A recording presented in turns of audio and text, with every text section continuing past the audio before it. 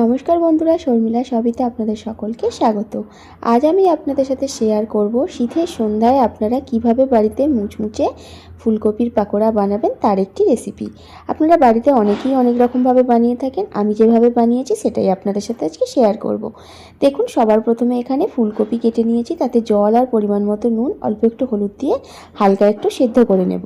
এবার জলটাকে ঝরিয়ে নিলাম। এবার অন্য একটা পাত্রে ফুলকপিগুলো দিয়ে তাতে হলুদ গুঁড়ো, পরিমাণ মতো লঙ্কা গুঁড়ো, একটু আদা রসুন বাটা দিয়ে আগে ভালো করে ম্যারিনেট করে নেব। ম্যারিনেট করে 5 মিনিট এটাকে আগে রেখে দেব।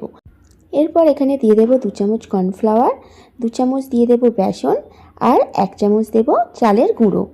এবার অল্প একটু নুন দিয়ে ভালো করে সমস্ত কিছুকে আগে মিশিয়ে নেব। এরপর অল্প অল্প জল দিয়ে এটাকে পকোড়া আকারে আমি বানিয়ে নেব। খুব বেশি পাতলা করব না, এইভাবে বানিয়ে নেব। আপনারা চাইলে কিন্তু এটা ডিম দিয়েও মাখতে পারেন জলের পরিবর্তে। এরপর সাদা তেল গরম করে নিয়ে তাতে এক এক করে পাকোড়াগুলো আমি দিয়ে দিলাম।